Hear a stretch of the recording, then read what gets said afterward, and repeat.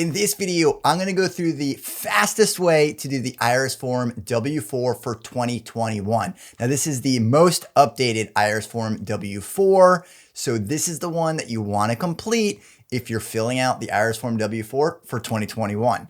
Now, this method is not going to work for every situation, but don't worry, I have a ton of other videos on the IRS Form W4, and I'll continue to do more videos on the different variations and different versions of all the questions that you have with the IRS Form W4.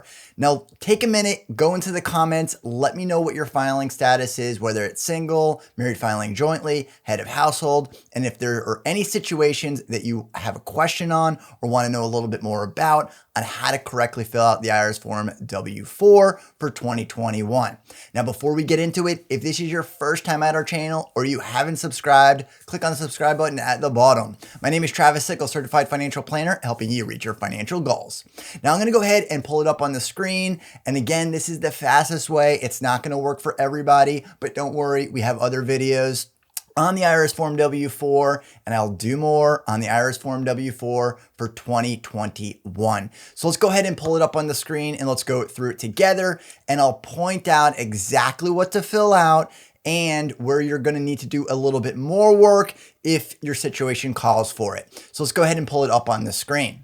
So here is the IRS Form W4 for 2021, and this is the updated version. Now in step 1, you're going to be putting in your basic information. So your first name, your last name, your social security number, your address, and then in section C, it's going to be your filing status. So single, married filing separately, married filing jointly, qualified widower, or head of household. So go ahead and put whatever applies to your filing status.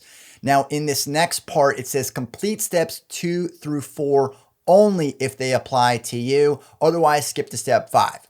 So what applies to you? Well, if you're married or you have multiple jobs and your spouse has a job, then you're going to fill out step 2, but there's an easier way. So let's continue to go forward. On step 3, if you have any dependents, you're going to go ahead and fill that out. Now, if you have dependents and you're not taking any other credits or deductions, you can complete step 3 and continue on this simplified version or the quick way to fill out the IRS Form W4. But if you have other credits or deductions or need additional withholdings, then you're going to want to look a little bit further into making sure this is filled out correctly. But again, if you're single, don't have any dependents, or married filing jointly and don't have any dependents, and your spouse doesn't have a job and only you do, you only have one job, then this is a really easy way of doing it. Otherwise, you're going to want to take additional steps and watch some of my other videos to make sure that you're filling this out correctly. Now, if we continue to go down, step 5 is just signing it, dating it, and giving it to your employer. And that is it. So if you are single or married filing jointly and only have one job, so your spouse doesn't work, and it's really simple, but let's say this is your second job, then you're going to want to, again, watch another video because you need to make sure that you're withholding the correct amount on the withholdings, and it's not going to capture it by the way we just filled it out.